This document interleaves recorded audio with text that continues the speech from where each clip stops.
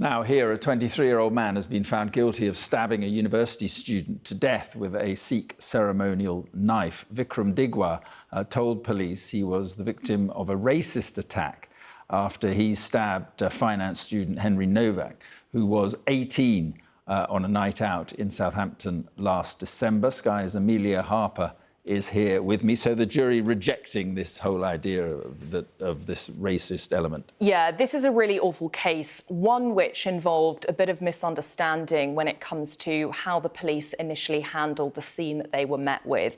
Ultimately, this young man has been found guilty of murder after stabbing Henry Nowak back in December last year with a ceremonial knife, also known as a kirpan.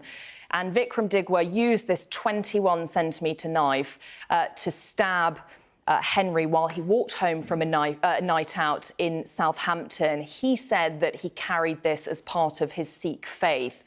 And he actually lied to police that he was the victim of a racist attack. This is Henry in the moments leading up to his death. We think that he is the person standing at the back of that photo with the white top on. So Digwa lied to police that he was the victim of a racist attack. He stabbed Henry 5 times and that the last fatal wound was a wound to his heart. And in terms of the convictions, he was also convicted of carrying a knife in public, and his 53-year-old mother, Kirpan, was also found guilty of assisting him by removing the weapon from the scene. And Digwa had actually given the knife to his mother.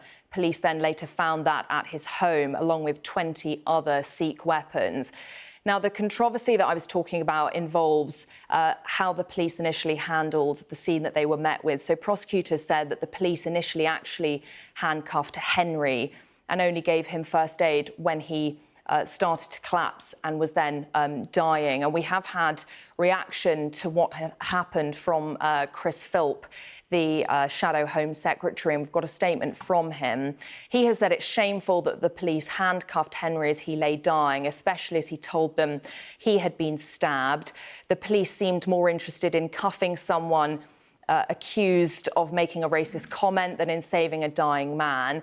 The Independent Office for Police Conduct investigation that's now been confirmed must get to the bottom of this.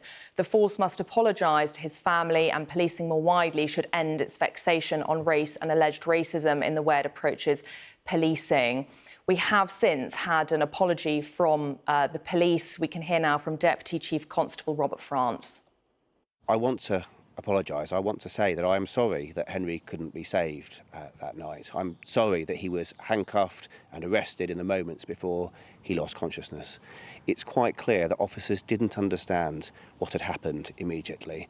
And that is some of the context I would ask people to understand. There had been a delay from those who chose eventually to call them.